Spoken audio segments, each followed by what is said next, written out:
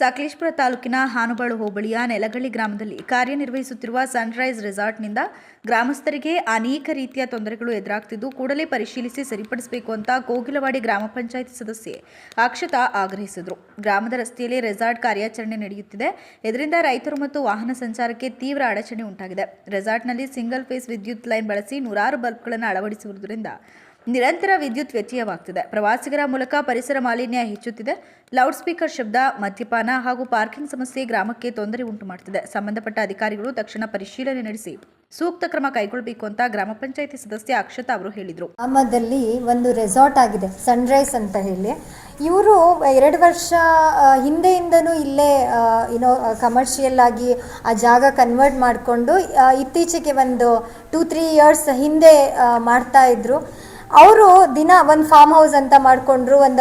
ಒಂದು ರೈತರದ್ದು ಜಮೀನು ತಗೊಂಡು ಮಾಡುವಾಗ ಅವರು ಪಕ್ಕದಲ್ಲಿರೋ ಅಂಥ ಜಾಗಗಳನ್ನ ಒತ್ತುವರಿ ಮಾಡೋಕ್ಕೆ ಸ್ಟಾರ್ಟ್ ಮಾಡಿದ್ರು. ಆಮೇಲೆ ನೀವು ಕನ್ವರ್ಷನ್ ಲೆಟರ್ನ ಇವ್ರು ಕೊಡ್ತಾರೆ, ನೀವು ನೋಡ್ಬೋದು.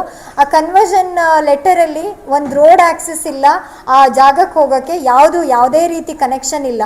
ಇದನ್ನು ಗ್ರಾಮಸ್ಥರು ಎಲ್ಲರೂ ಸೇರಿಕೊಂಡು, ಪಕ್ಕದಲ್ಲಿರೋ ಅಂಥ ಮನೆಗಳವರು ಎಲ್ಲರೂ ಸೇರಿಕೊಂಡು ಅರ್ಜಿ ಕೊಟ್ಟಿದ್ದಾರೆ DC-ಗೆ. ಈಗ ಅವರು ತುಂಬ ಹೋರಾಟಗಳಾದ ಮೇಲೆ ಅವರು ಅದನ್ನು ರದ್ದುಪಡಿಸೋಕ್ಕೆ ಅಂತ ಹೇಳಿ ಕೊಟ್ಟಿದ್ದಾರೆ. ಇವಾಗ ಆರ್ಡರ್ ಕೊಟ್ಟಿದ್ದಾರೆ, ಬಟ್ ಇನ್ನೂ ರದ್ದುಪಡಿಸಿಲ್ಲ ಅದನ್ನು.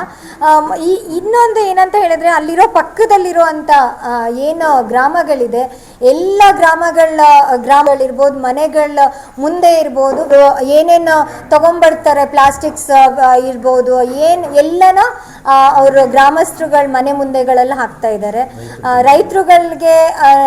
ರೈತರ ಜಮೀನುಗಳನ್ನೇ ಒತ್ತುವರಿ ಆಲ್ರೆಡಿ ಮಾಡಾಗಿದೆ. ಇವ್ರದ್ದು ಜಮೀನೇ ಆಲ್ಮೋಸ್ಟ್ ಒಂದು 5-10 ಗುಂಟೆ ಮಾಡಿದ್ದಾರೆ ಆಲ್ಮೋಸ್ಟ್.